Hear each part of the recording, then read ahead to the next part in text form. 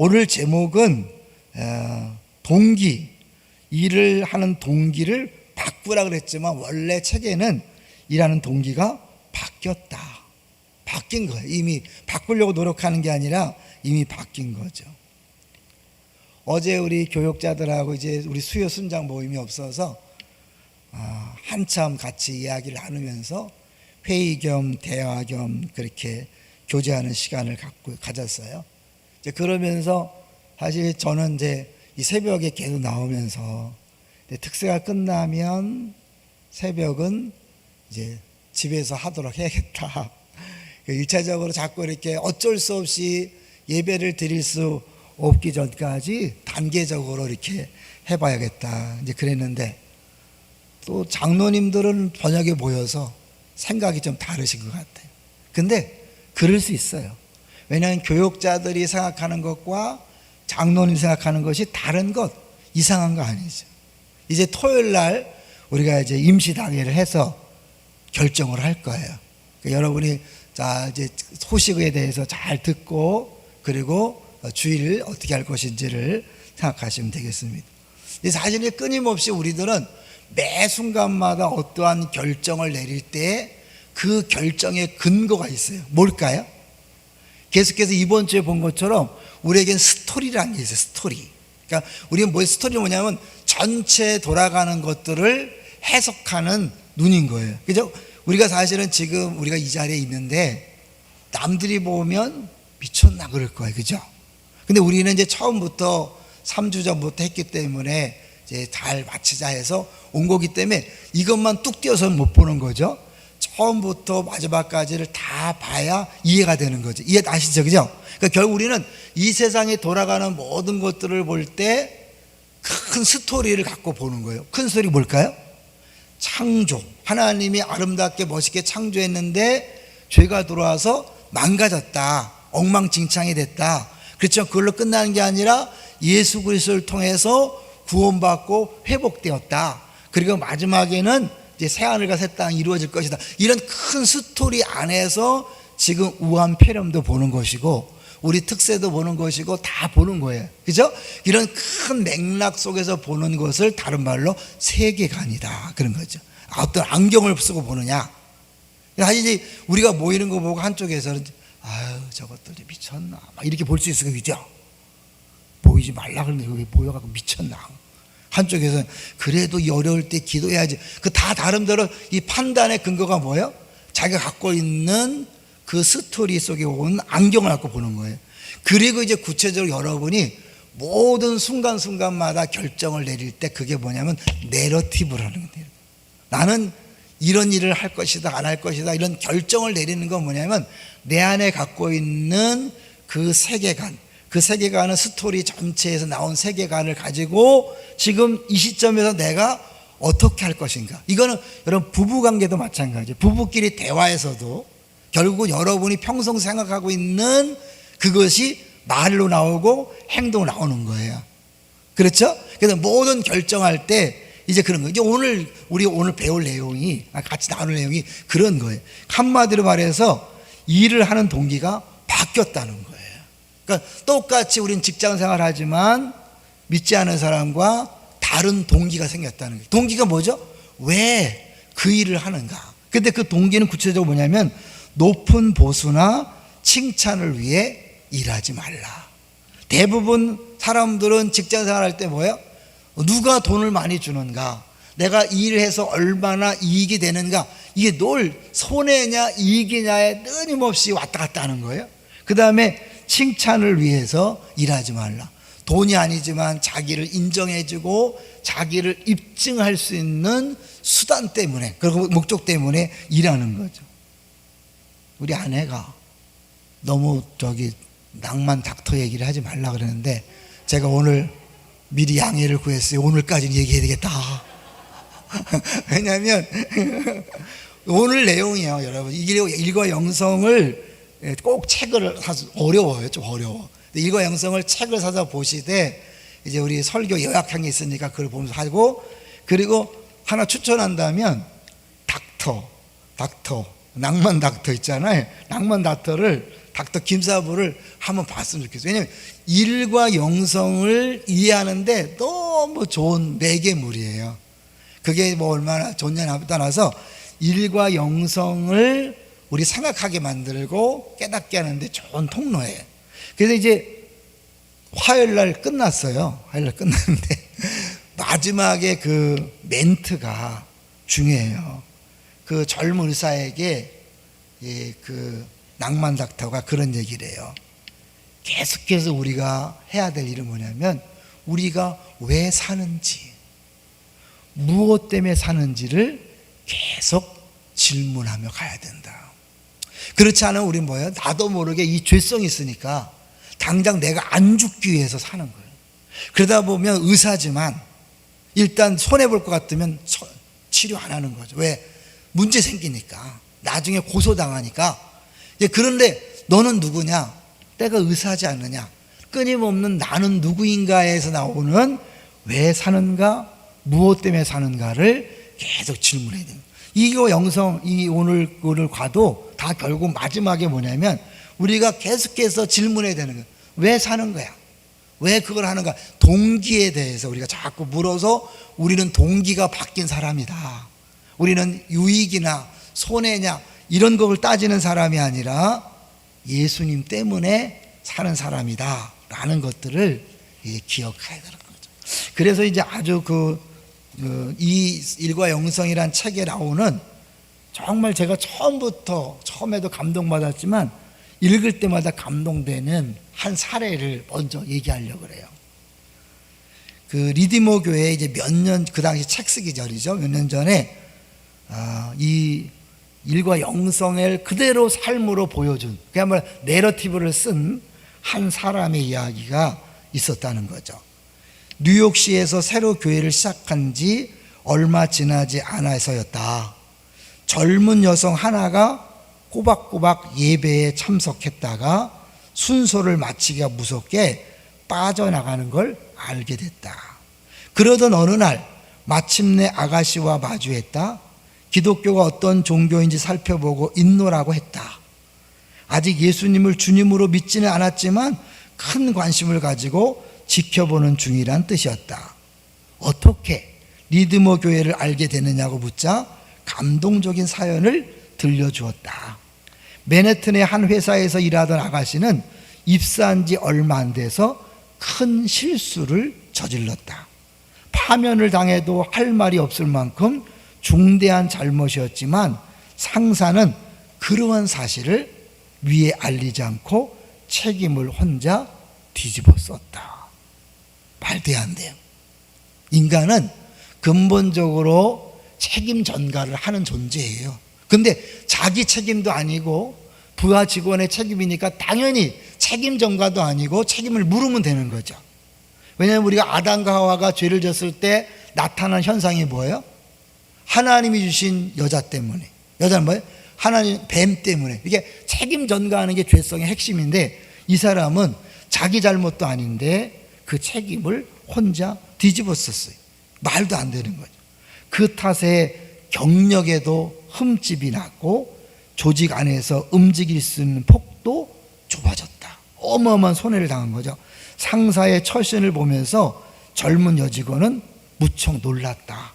고마운 마음을 전하는 자리에서 아가씨는 공을 가로채는 상사는 여럿 보았지만 남의 허물을 대신 지는 경우는 처음이라면서 어떻게 그럴 수 있는지 물었다. 어떻게 그럴 수 있습니까? 어떻게? 상대는 몹시 쑥스러워하면서 대답을 피했지만 이편에서 한사코 매달리자 간신히 입을 열었다. 나는 크리스천입니다. 나는 예수 믿는 사람입니다. 거기에는 여러 가지 의미가 있겠지만 잘 들어주세요. 내가 저지른 잘못의 대가를 예수 그리스도가 떠맡았다는 뜻이기도 합니다. 그분은 나 대신 십자가를 지셨습니다. 그래서 나도 힘 닿는 데까지 남들의 짐을 지고 싶어 하는 겁니다. 아가씨는 한동안 물끄러미 상대를 바라보기만 하다가 물었다. 어느 교회 다니세요? 상사는 리디모 교회를 추천했고 그때부터 우리 교회에 나오기 시작했다는 얘기였다. 복음을 통해 은혜를 입었던 경험이 상사의 성품을 변모시켰고 관리자로서 남들과 확연히 다른 매력적인 삶을 살게 했다. 뿐만 아니라 그처럼 이타적이고 따뜻한 모습은 한 여성의 인생을 안팎으로 완전히 바꿔 놓았다. 그러니까 이거는 보통 은혜를 체험하지 않으면 안 되겠죠. 그러나 이것은 소설에 있는 얘기가 아니고, 사실 우리가 어저께 같이 교역자 들고 얘기했지만 현실 세계에서 그런 닥터 김사부 같은 사람은 없을 수 있죠. 특히 이제 그 외상산태를 하는 아주대병원의 그 유명한 의사, 그 사람이 모델이라고 하잖아요. 근데 결국 그 사람은 그 현실에 져서 다 그만뒀잖아요. 그러니까 사실 현실적으로 당연히 어려운 거예요. 그런데 진짜 예수를 만나고 예수 때문에 변화되면 이런 것이 가능한 거죠. 그러니까 우리가 막 억지로 빛이 돼야지 소금에, 그게 아니에요. 막 빛으로 살자, 소금 살자, 그건 복음이 아니에요. 내가 정말 예수님이 나를 위해서 하신 일이 나 대신 짐을 져주시고 나 대신 죽으신 것이 진짜 믿어져서 너무 감사하면 나도 내 이익이 아니라 내 명성이나 아니라 칭찬이 아니라 다른 사람의 짐을 대신 지는 삶을 사는 거죠. 사실 자본주의 윤리에 한계가 있잖아요. 왜냐하면 모든 사람들이 늘 손해냐 이기냐, 그게 직장생활 사업하는 거잖아요. 그러니까 우리 끊임없는 그런 사회 속에서 왜 손해봐야 되는가, 왜 참아야 되는가, 왜, 이것이 끊임없는 우리의 질문이죠. 왜 그래야 되는 거예요? 왜? 예. 그런데 이제 우리가 왜 그래야 되는 것에 대한 확실한 이유는 뭐예요? 창조, 타락, 구원. 이 구원을 위해서 하나님이 자기 아들을 희생하는, 예수님이 하늘 보좌를 버리고 이 땅에 오셔서 나 같은 아무 가치도 없는, 예수 믿고 나서도 어떻게 해요? 매일 죄만 짓고 아무 유익도 주지 못하고 영광도 돌리지 못하는 정말 쓸모없는, 차라리 다른 사람을 구원했더라면 멋지게 살 수 있을 것 같아요. 그죠? 우리 교회 바깥에 예수 믿지 않지만 어제 얘기했던 건 일반 은총으로 예수 믿는 사람보다 더 점잖고 더 너그럽고 더 훌륭한 사람이 많아요, 적어요? 많아요. 그 사람들, 야, 나는 예수 안 믿어도 이 정도 산다, 막 이렇게 얘기하잖아요. 이제 그런 사람도 있는데, 나는 예수를 수십 년 믿어도 여전히 조금도 용서 못하고 이해 못하고, 이런 나 같은 것을 위해서 그렇게 희생할 필요가 있었는가? 여러분, 좌절하는 게 아니에요. 그럴수록 여러분 그 사랑의 길이를 아시면 돼요. 높이를 아시면 돼요. 난 그러니까 어쩔 수 없다가 아니라, 이렇게 아무래도 변하지 않는 쓸모없는 나 같은 죄인을 위하여 하나님이 그렇게 하셨다는 게 뭐예요? 옛날에는 그래도 괜찮은 사람인 줄 알았다가 그 느낌은 느낄수록 그 사랑이 점점 커지니까, 너무 크니까 이제 어떻게 해요? 그 크신 하나님 사랑 때문에 내가 기꺼이 손해보고 용서하고 낮아지게 되는 거죠. 그래서 사실은 이제 기독교 신앙의 이런 스토리라, 창조, 타락, 구속이라는 스토리 라인 속에서 찾아온 세계관에 네 가지의 남다른 요소가 우리에게 주어지는 거예요. 네 가지 남다른. 첫 번째는 남다른 덕목으로서 우리에게는 사랑이, 왜? 사랑을 받았으니까 사랑이 주어졌고요. 그 다음에 남다른 시선이 있어요. 모든 사람들을 진화론적으로 원숭이에서 변한 게 아니라 뭐예요? 하나님 형상으로 지음받은 교귀한 존재라는 그런 눈으로 보는 것이고, 세 번째는 남다른 근원이 있어요. 우리가 매 순간마다 사실은 그래도 끊임없이 육신을 입고 있기 때문에 우리는 어떻게 나 중심의 판단을 내릴 때 성령님께서 나에게 감동하셔서 지혜를 주셔서 남다른 그런 힘이 있는 거죠. 네 번째는 남다른 대상이에요. 우리가 눈에 보이는 사장님, 눈에 보이는 고객을 대하는 것이 아니라 누구죠? 눈에 보이지 않는 주님께 하기 때문에 우리 예수 믿는 사람이 다른 삶을 살 수밖에 없는 거예요. 네 가지 남다른 덕목, 사랑, 남다른 시선, 모든 사람의 하나님 형상으로 봐서. 그래서 사실 기독교에서 인권이 나온 거 아시죠? 막 인권 하지만 이 성경 바깥에서는 인권을 얘기할 수 없어요. 세 번째는 남다른 근원 성령을 통해서 주시는 것, 남다른 대상 그리스도께 하듯 하는 것이다. 자, 그러면 이제 하나씩 잠깐씩 정리하고 마무리하려고 그래요. 남다른 덕목 사랑이다. 뭐 우리는 알잖아요. 그러니까 처음부터 하나님이 세상을 이처럼 사랑하사 독생자를 주셨으니. 그러니까 우리가 사랑을 얘기한다면 뭐예요? 주는 거죠. 베푸는 거죠. 나누는 거죠. 사랑의 반대는 뭐예요? 내가 자꾸 움켜쥐고 절대 손해보지 않는 거죠. 내가 피해를 입고 책임을 질까 봐 쩔쩔매는 거예요. 그런데 예수 믿는 사람들은 나를 위해서, 다른 사람을 위해서 나를 포기할 수 있는 거죠. 두 번째, 남다른 시선. 모든 사람들이 하나님 형상대로 창조되었기 때문에, 여러분, 그래서 기독교에는 차별이 없는 거예요. 세상의 모든 철학과 세계관은 뭐예요? 반드시 악당을 만들어야 돼요. 그래서 그 책임을 전가해서 푼다니까요. 우리 알잖아요. 지금 이제 우한폐렴 코로나 이거 여러분이 늘 하지만 정부에서 쭉 가는 정책을 잘 보시고 신문 방송에서 하는 걸 잘 보세요. 다 일관적인 그런 게 있는 거예요. 이 문제를 누군가에게 책임을 져서 그거를 해결하는 방식으로 가요. 기독교는 그렇지 않아요. 사람은 다 똑같은 죄인이다. 원래 다 하나님의 형상대로 만드는 고귀한 존재지만 다 죄인이다. 그렇기 때문에 특별히 더 악당도 없고 특별한 영웅도 없다. 해결책은 누구다? 예수 그리스도다. 이거예요, 여러분. 끊임없이 이 생각을 할 때 모든 사람을 다 존귀하게 보는 거예요. 그리고 좀 잘못할 때 왜 저러지가 아니라 그럴 수 있다. 왜? 우리 그럴 수 있다. 나와 다른 것 때문에 우리가 왜 저러지 판단하는 게 아니라 그럴 수 있다. 그래서 사실은 이 하나님 창조적 때문에 인종과 계급, 성과, 라이프 스타일, 도덕적인 자질과 상관없이 모든 사람은 침해할 수 없는 권리를 가졌다고 하는 거죠. 만약 예수 그리스도가 이 땅에 오지 않았다면요, 지금도 여자분들은 아마 정말 고생하며 살 거예요. 왜? 인권이 없었으니까. 여러분, 예수님 오기 전에 여자들 인권이 없었어요. 아시죠?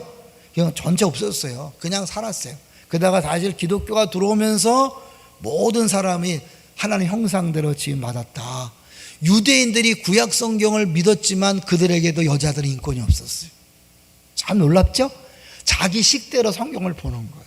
그런데 예수님이 모든 사람을 위하여 이 땅에 오셔서 죽으심으로 말미암아 얼마나 고귀한 존재인지를 보여준 거죠. 이제 세 번째로는 우리에게는 지침을 얻는 이제 새로운 원천이 있죠. 어떻게 할 것인가, 어떻게 결정할 것인가.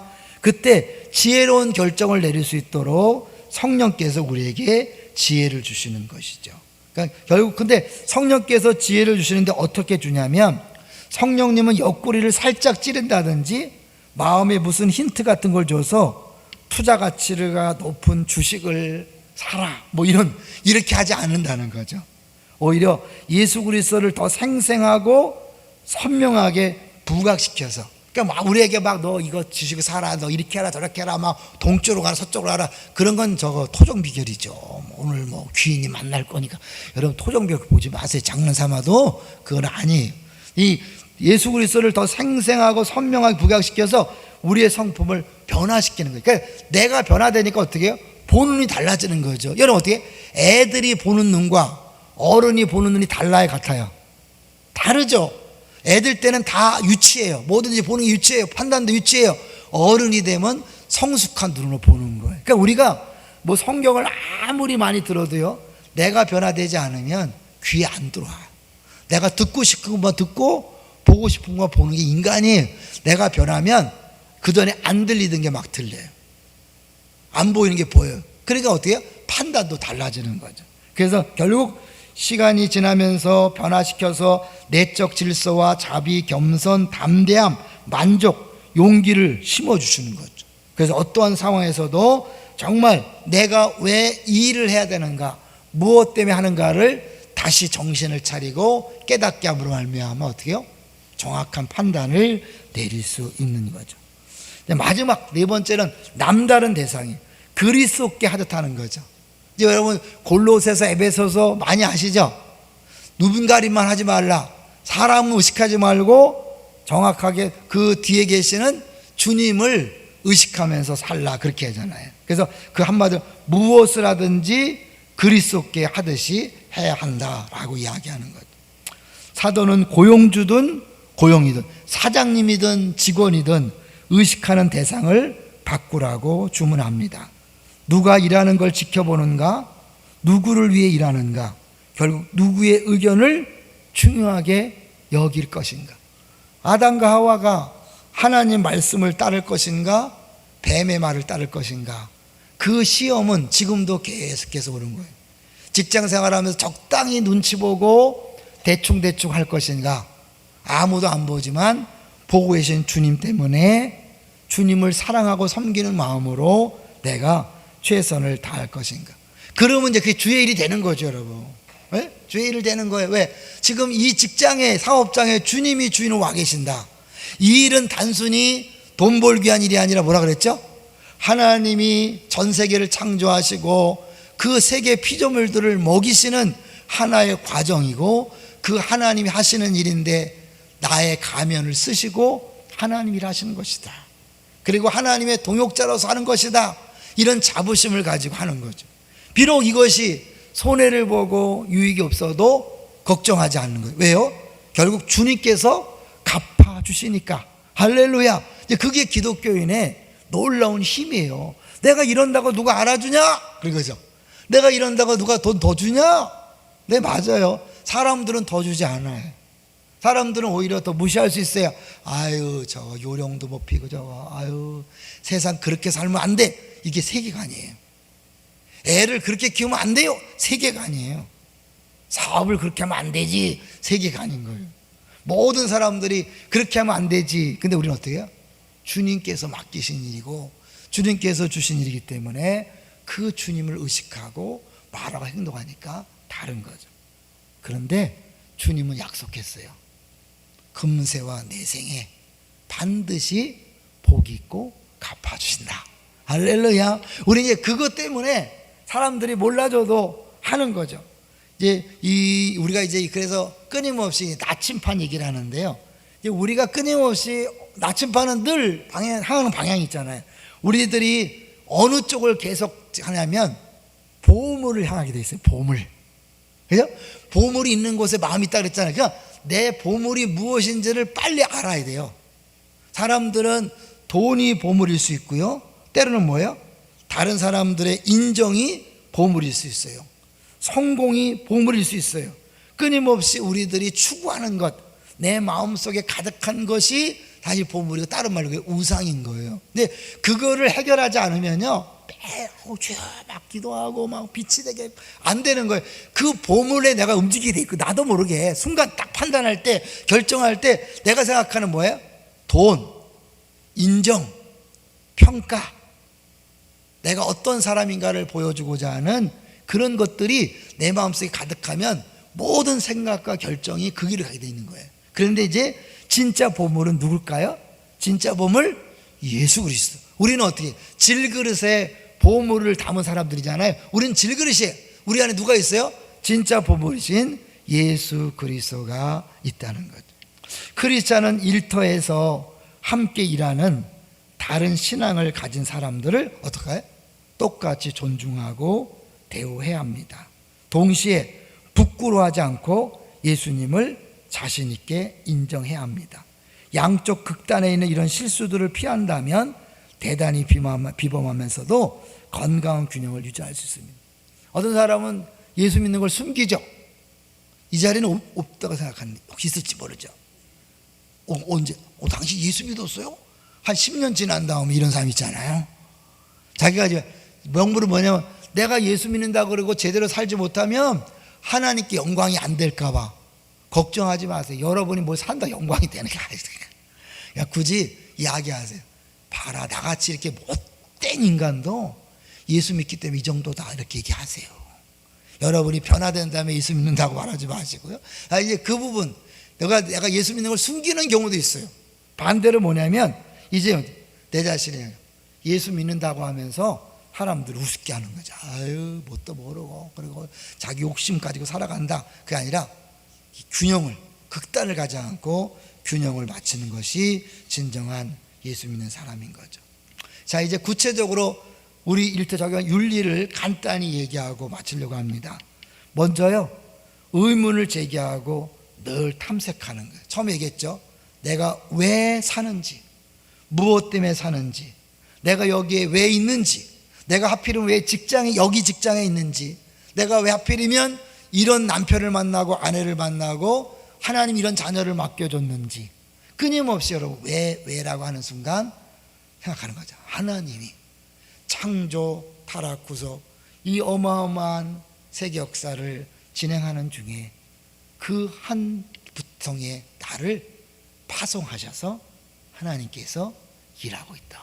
어마어마한 일에 내가 한 부분을 담당하고 있는 거죠.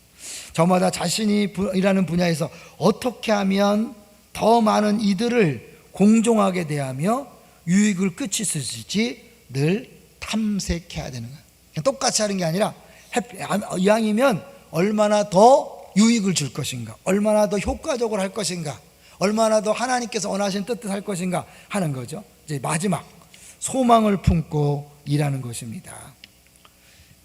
삼위일체 하나님의 본성과 그 형상을 쫓아 지음받은 인간의 존재는 삶 자체가 관계적일 수밖에 없습니다. 우리 떨어지는 게 아니죠. 그러나 현대 자본주의는 점점 더 강력한 힘으로 인간관계의 친밀함과 상호 책임성을 말살해 나가고 있습니다. 따라서 다른 분야들과 마찬가지로 시장 또한 강력한 나침판을 가진 이들을 간절히 기다리고 있는 거예요. 사람들은 우리들을 보면서 소망을 갖기 원해. 늘 왜 돈하고 명예, 쥐 성공 하는데 어느 날 딱 나타나서 그런 거 상관없이 아까 했죠. 여직원의 잘못도 책임져주는 그런 사람이 딱 나타나면 왜? 어떻게 그렇게 할 수 있는가? 네, 내가 크리스찬입니다. 그 사람이 일부러 막 한 게 아니잖아요. 막 물어보니까 어쩔 수 없이 나는 크리스찬입니다 라고 말하면서 어떻게 해요? 자연스럽게 예수 그리스도를 향하게 하는, 다 우리가 그런 사람이 돼야 되는 거예요. 내가 먼저 진정한 나침판이신 예수님을 늘 향하고 있고, 그런 나 때문에 이 세상이 전부인 줄 알고 살아가다가 절망과 포기하던 사람들이 다시 진정한 소망을 얻는 그런 삶을 살게 만드는 통로, 그것이 우리들입니다. 우리들. 할렐루야. 여러분, 오늘도 우리는 지금 어마어마한 일을 하고 있는 거죠. 왜 이 자리에 있습니까? 여러분, 안산을 위해서 기도하는 거예요. 우리 민족을 위해 기도하는 거예요. 열방을 위해 기도하는 거예요.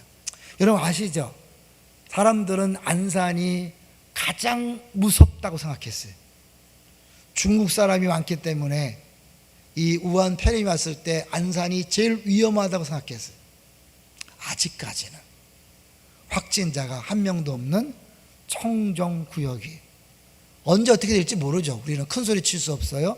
주님께서 언제까지 하실지 몰라요. 그러나 분명한 것은 우리는 그렇게 생각해요. 우리는 순장 모임 때마다 새벽마다 금요 중보 때 수요일 때 늘 안산을 위해 기도했어요. 민족과 열방을 위해 기도했어요. 하나님이 우리의 기도를 다 듣고 계신 줄로 믿습니다. 여러분 지금 눈에 보이지 않지만 주님 일하셔요. 여러분 직장과 사업장과 가정에서 남들이 알아주지 않지만 여러분이 기도하고 하나님을 사랑하기 때문에 사랑이란 덕목을 가지고 사람들을 대하고, 그리고 모든 사람이 하나님의 형상이란 사실을 기억하며 존귀하게 여기고, 그리고 성령께 끊임없이 구하며 지혜를 구하고, 그리고 하나님께서 주시는 힘으로 말미암아 기쁨으로 즐거움으로 섬기는 모든 것들을 주님은 다 보고 계시고 반드시 갚아주실 줄로 믿습니다. 예, 우리 찬송가하고 기도하겠습니다.